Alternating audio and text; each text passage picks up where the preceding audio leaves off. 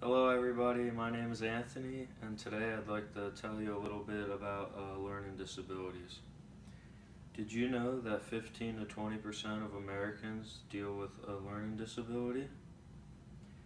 A learning disability is defined as a neurodevelopmental disorder of biological origin which manifests in learning difficulties and problems in acquiring age-appropriate academic skills during the early school years.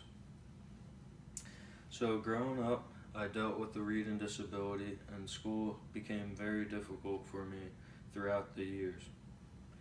This reading disability came about due to a really bad ear infection that I acquired during the early years of my life, around 3 to 4 years old, when I needed to get surgery done.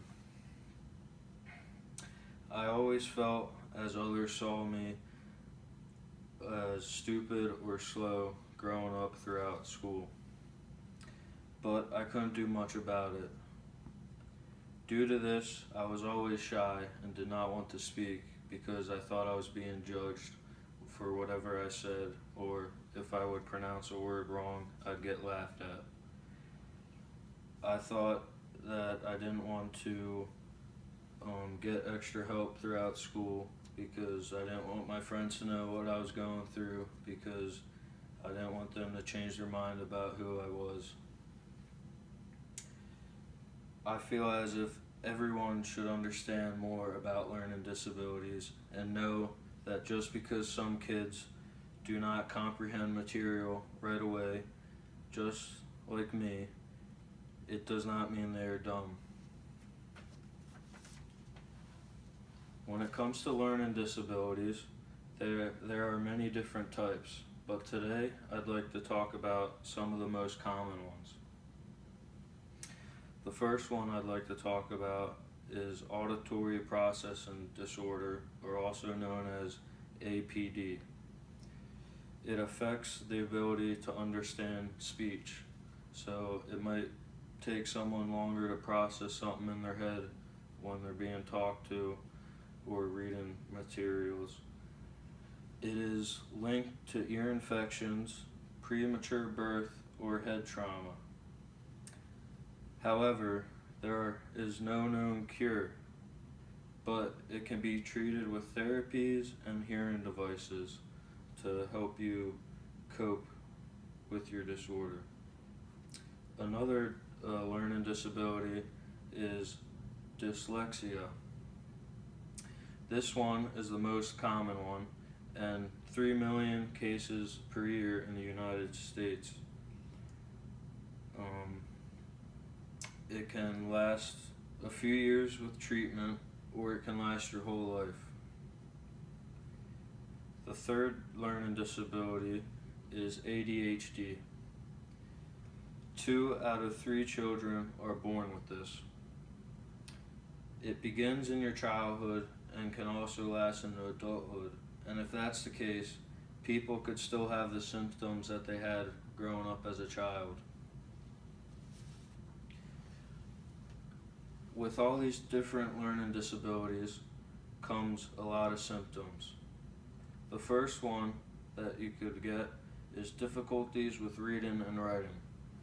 Someone can have a hard time reading and comprehending what they're given in school or during work, and they might have to read it twice, 3 times, 4 times before they actually get the material, rather than someone else who can read it right away and get it just like that.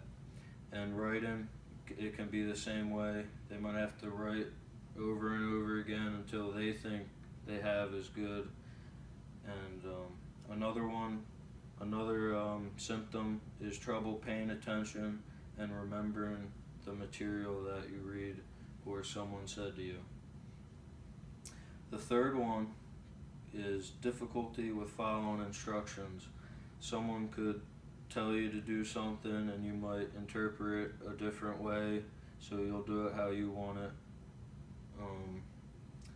The fourth is issues with new things and experiences.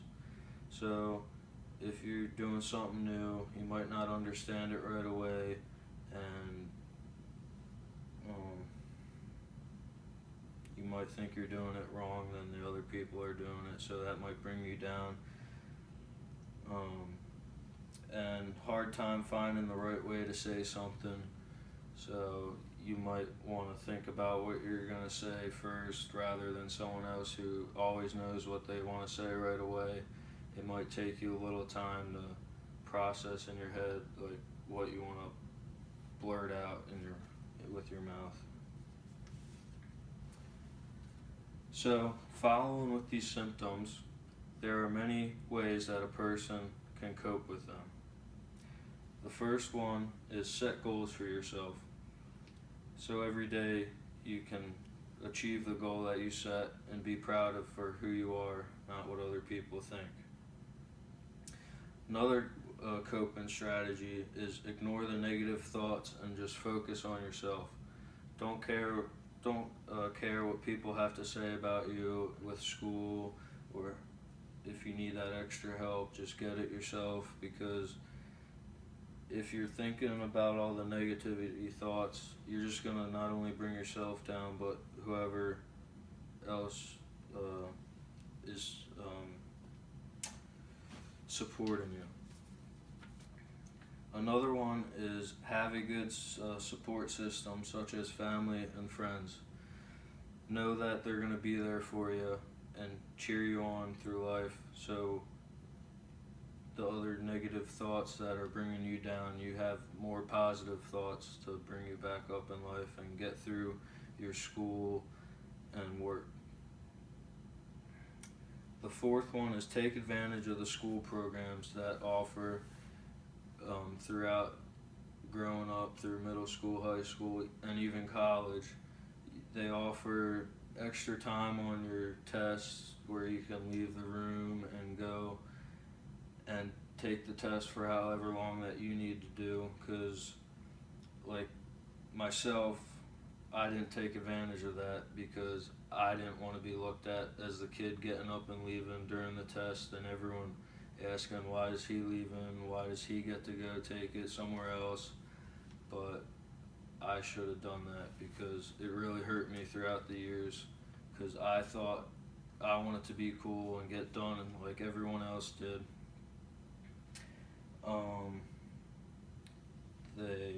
Another one is don't try and be someone else and act cool. Just be yourself and enjoy life, because if you're somebody else, if you're acting like somebody else later on in life, you'll wonder why you were doing that. So all in all, having a learning disability can cause for some difficult times, but it does not make the person different from anyone else. Everyone has their difficulties, and learning is just for some people, just like myself. It is not something you can always control, so it's important that when someone is struggling, that you don't make fun of them, but rather help and encourage them, keep pushing on and get through life.